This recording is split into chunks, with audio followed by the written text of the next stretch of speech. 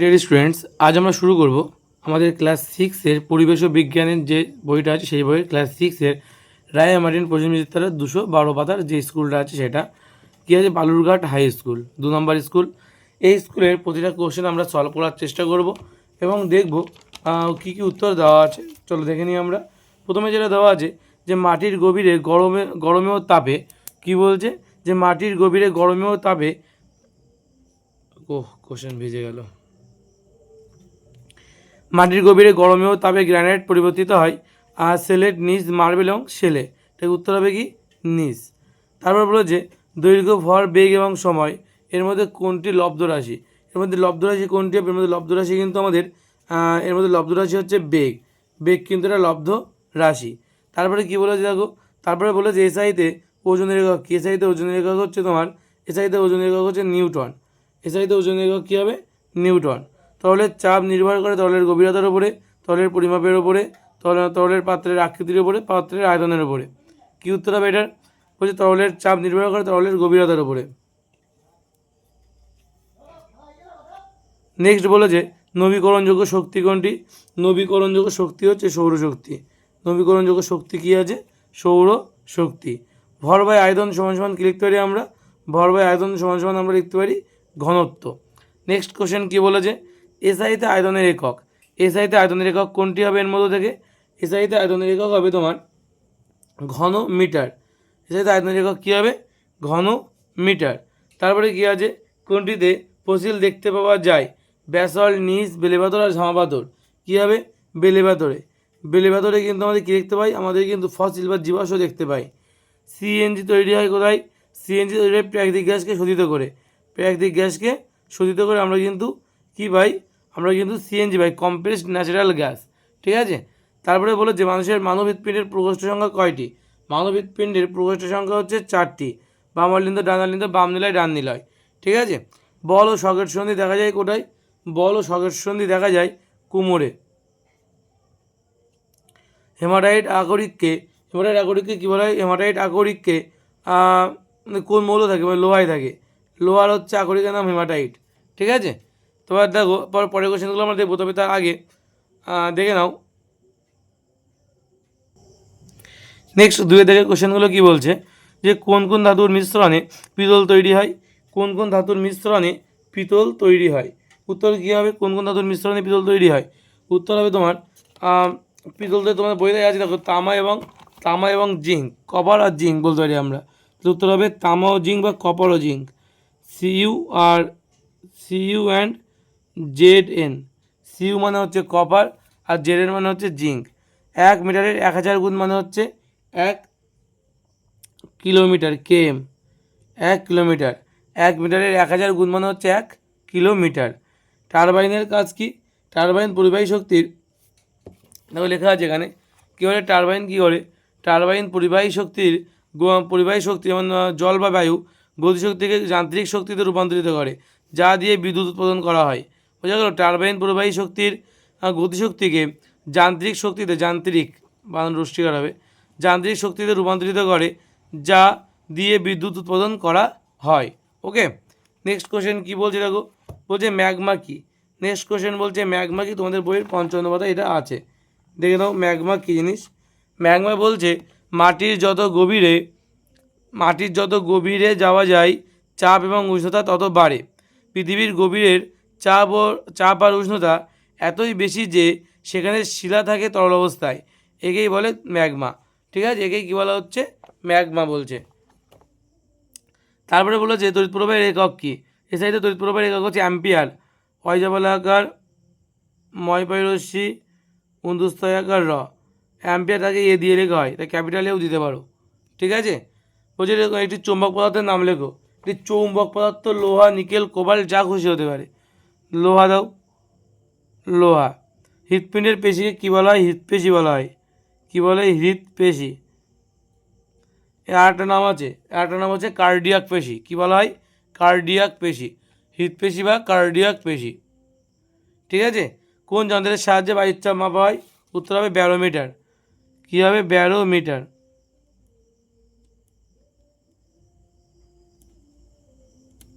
ঠিক আছে, উত্তর কী হবে? ব্যারোমিটার। বলেছে যে পাস্কাল কোন ভৌতরাশি একক? পাস্কাল চাপের এসআই একক। চাপের এসআই একক হচ্ছে পাস্কাল। বুক ও পেটের মাঝে কোন পদ থাকে? বুক আর পেটের মাঝে মধ্যচ্ছেদা থাকে। কী থাকে? মধ্যচ্ছেদা। ঠিক আছে। নেক্সট কোশ্চেন কি বলছে? জীবাশ্ম জ্বালানি কাকে বলে, কেন বলে? এই উত্তরটা দু জায়গা থেকেই বলবো। ঠিক আছে। জীবাশ্ম জ্বালানি কাকে বলে, কেন বলে? এই যে আছে এখানে, জীবাশ্ম জ্বালানি কাকে বলে। এখান থেকে তোমার জীবাশ্ম জ্বালানি কাকে বলে সবটাই কিন্তু তোমাদের লিখতে হবে। জীবাশ্ম জ্বালানি বলে সবটাই লিখবে। আর কেন বলে আশা করি এর মধ্যেই পেয়ে যাবে। আর যদি আলাদা করে জানতে চাও তাহলে তোমরা তোমাদের বই থেকে দেখতে পারো। বইতে এই যে এই জায়গাটা দেওয়া আছে, পেজ নাম্বার 61, এখানে দেওয়া আছে যে দ্বীপের দেহাবশেষ কিন্তু 100-200 বছরই জ্বালানিতে বদলে যায়নি, অনেক অনেক কোটি কোটি বছর সময় লেগেছে। সেই কারণে কয়লা, পেট্রোলিয়াম আর প্রাকৃতিক গ্যাসকে বলা হয় জীবাশ্ম জ্বালানি বা ফসিল ফুয়েল। এই সবটা কিন্তু বলতে পারো এখান থেকে। ঠিক আছে, সবটা কিন্তু বলতে পারো কেন বলা হয় এবং কাকে বলা হয়, দুদিক থেকেই বলা যাবে। আমার দুটোই পছন্দ হচ্ছে, দুটোই আমি দিয়ে দিলাম। ঠিক আছে। নেক্সট কোশ্চেন কী বলছে? নেক্সট কোশ্চেন বলছে তামার প্রধান আকরিকের নাম কী? তখন তারা লেখা আছে কপার গ্ল্যান্স। কী বলে? Copper glance. রাংঝাল কি? রাংঝাল তোমরা তোমাদের টেক্সট বুকেই পেয়ে যাবে। রাংঝাল কাকে বলে? জাস্ট এক পাতা আগেই লেখা আছে রাংঝাল কি, দেখে নাও। এটা ইয়েলো ঘরের মধ্যে দেখো লেখা আছে। এখান থেকে সবটাই কিন্তু বলতে হবে রাংঝাল। ঠিক আছে। নেক্সট কোশ্চেন কী বলছে দেখো। নেক্সট কোশ্চেন বলছে পেট্রোলিয়াম থেকে কী কী গ্যাস পাওয়া যায়? এটাও খুব তোমাদের বইতে আছে। পেট্রোলিয়াম থেকে আমরা একটু আগেই বললাম পেট্রোলিয়াম থেকে কী কী গ্যাস পাওয়া যায়, এই যে দেওয়া আছে। প্রোপেন, বিউটেন নামক জ্বালানি পাওয়া যায়। এছাড়াও এলপিজি এবং এলপিজি নামক একটা গ্যাস পাওয়া যায়, লিকুইফাইড পেট্রোলিয়াম গ্যাস বলা হয় যাকে। ঠিক আছে। নেক্সট কোশ্চেন কী বলছে দেখো। নেক্সট কোশ্চেন বলছে যে গড় সৌরদিন কাকে বলা হয়? ঠিক আছে, গড় সৌরদিন কাকে বলে? আর অতি সূক্ষ্ম সময় নির্ধারণ করার জন্য কোন ঘড়ি ব্যবহার করা হয়? 148 পাতায় রাইমারিন বইতে আছে গড় সৌরদিন কাকে বলে।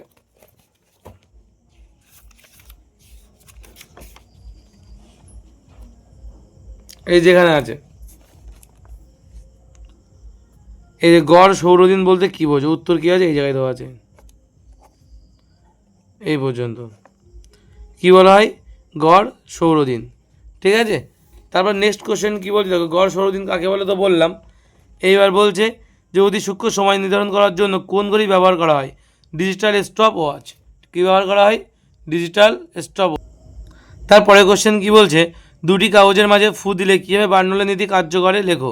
তোমাদের টেক্সট বুকের 105 পাতা এটা পেয়ে যাবে, দেখে নাও। যাদের আলাদা বই তারা কিন্তু বইয়ের পেজ নাম্বার নাও মিলতে পারে, আশেপাশেই পেয়ে যাবে। এই যে কী দেওয়া আছে দেখো, লাল কালি দিয়ে লেখা আছে যে দুটি কাগজের মাঝে ফু দিলে কী হয়। এখান থেকে এই পর্যন্ত সবটাই কিন্তু লিখতে হবে। আশা করি বোঝা গেল। আশা করি ক্লিয়ার হয়েছে এই পর্যন্ত। যাদের প্রত্যেকের কাছে টেক্সট বুক আছে, টেক্সট বুক থেকে এটা দাগিয়ে নাও। ঠিক আছে। নেক্সট কোশ্চেন কী বলছে? জল ও খাবারে মিশে থাকা জীবাণুদের ধ্বংস করার জন্য আমাদের শরীরে কী কী ব্যবস্থা থাকে? এটা 249 পাতায় তোমরা পেয়ে যাবে। এই যে দেওয়া আছে জল ও খাবারে মিশে থাকা জীবাণুগুলিকে মারার জন্য দেহের অভ্যন্তরীণ ব্যবস্থা সম্পর্কে তুমি কি জানো? এটাই উত্তর হবে তোমার। এই যে কালকেও মানে লাস্ট যে স্কুলটা করেছিলাম আমরা 1 নম্বর, সেই স্কুলে এই কোশ্চেনটা কিন্তু ছিল। জল বা খাবারে মিশে থাকা জীবাণুগুলিকে মারার জন্য দেহের অভ্যন্তরীণ ব্যবস্থাগুলি যেমন মুখে লালাগ্রন্থি থেকে লালারস নির্গত হয়। ঠিক আছে। আর কি হয়? মুখের লালাগ্রন্থি থেকে লালারস নির্গত হচ্ছে। আর 2 নম্বর কি? লাইসোসোম নামক উৎসেচক নির্গত হয়। আর 2 নম্বর পাকস্থলী থেকে আমাদের HCl নির্গত হয়, যা আমাদের খাদ্যকে হজম করতে সাহায্য করে এবং জীবাণুকে ধ্বংস করতে সাহায্য করে। তারপরে বলেছে কি জলের সমুচ্চশীলতা ধর্ম একটি পরীক্ষার সাহায্যে দেখাও। এটা পেয়ে যাবে 212 পাতায়। জলের সমুচ্চশীলতার ধর্ম, এটাও গতকাল একটা স্কুল করেছিলাম, সেই স্কুলে কিন্তু এটা ছিল।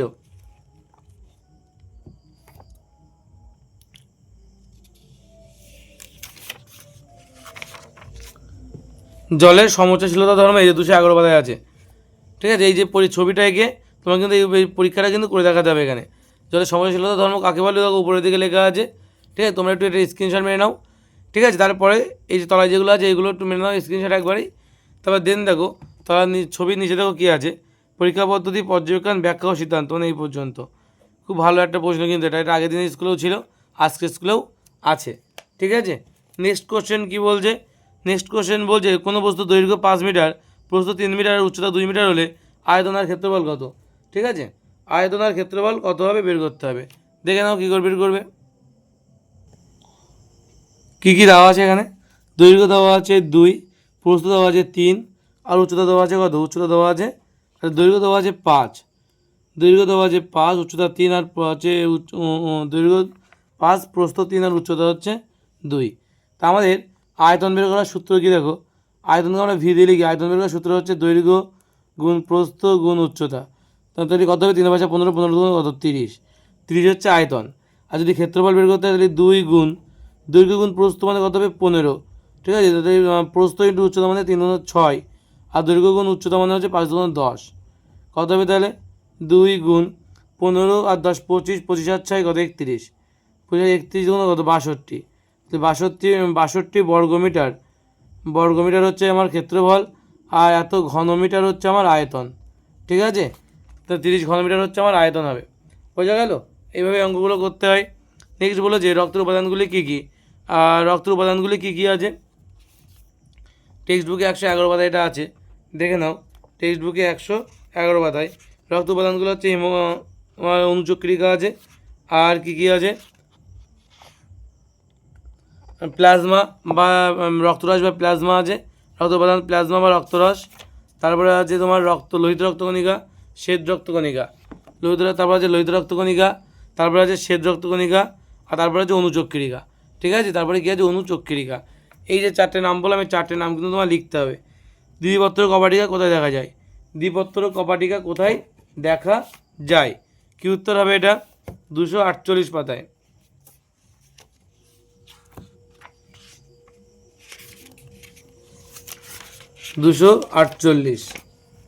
দ্বিপত্র কপাটিকা এই যে আছে, দেখো দ্বিপত্র কপাটিকা কাকে বলা হয় এটা কিন্তু লিখবে। দ্বিপত্র কপাটিকা এখান থেকে শুরু করে একদম এই পর্যন্ত জলের মতন মুখস্থ করে ফেলবে। ঠিক আছে, নেক্সট কোশ্চেন দেখো কী বলছে। নেক্সট কোশ্চেন বলছে যে শক্তি কয় প্রকার, কী কী? শক্তি বেসিক্যালি কয় প্রকার দেখো, সেই শক্তি যদি আমরা উৎস দেখি, উৎসই বলতে পারি, তাহলে বলো শক্তিকে 8 ভাগে ভাগ করা হয়। ঠিক আছে, আর শক্তি কয় প্রকার এখানে বেসিক্যালি শক্তি উৎস অনুযায়ী শক্তিকে ভাগ করা হবে। এটা হচ্ছে তোমার পাবে 87 পাতায় বই টেক্সট বুকে। এই যে শক্তির অনেকগুলো প্রকার হতে পারে, বেসিক্যালি 8টা প্রকার হয়। তার মধ্যে কী কী আছে? যান্ত্রিক শক্তি, তাপ শক্তি, শব্দ শক্তি, আলোক শক্তি, তড়িৎ শক্তি, চৌম্বক শক্তি, রাসায়নিক শক্তি এবং পারমাণবিক শক্তি। ঠিক আছে, এই যে শক্তিগুলোর নাম এখানে দেওয়া আছে। তারপর বলছে মাইক্রোফোনে কোন শক্তি কোন শক্তিতে রূপান্তরিত হয়? মাইক্রোফোনের ক্ষেত্রে তোমরা এটা মানবীতে পেয়ে যাবে 179 পাতা।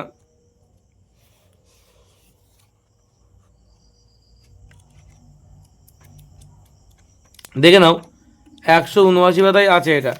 ঠিক আছে,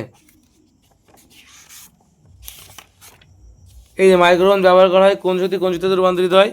তড়িৎ শক্তি, যান্ত্রিক শব্দ শক্তিতে রূপান্তরিত হয়। তড়িৎ শক্তি শব্দ শক্তিতে রূপান্তরিত হয়। তাই হিঞ্জি সন্ধি কাকে বলা হয়? এটি দেহের কোথায় দেখা যায়? 124 পাতায় এটা পাওয়া যাবে। 124 পাতা বের করতে হবে। 124 পাতার উত্তরটা কিন্তু দেওয়া আছে।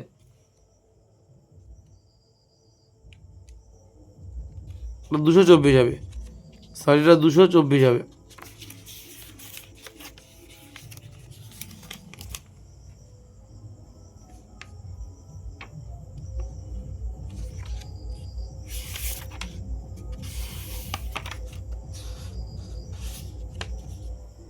ও সরি, টেক্সট বুকের 124 পাতায়, ওই জন্য খুঁজে পাচ্ছি না। টেক্সট বুকের 124 পাতায় এই দেওয়া আছে হিঞ্জি সন্ধি কাকে বলা হয়। ঠিক আছে, ডিটেলস দেওয়া আছে এখান থেকে এই পর্যন্ত সবটা কিন্তু লিখতে হবে। ওকে, আর কোথায় দেখা যায়? এই যে হাঁটুতে আর কনুইতে দেখা যায়, এটাও লেখা আছে কোথায় দেখা যায়, হাঁটুতে এবং কনুইতে। তারপর বলেছে যে নিম্নোক্ত ক্ষেত্রগুলিতে কোন শক্তি কোন শক্তিতে রূপান্তরিত হয়? এটা তোমরা পেয়ে যাবে 184 পাতায়।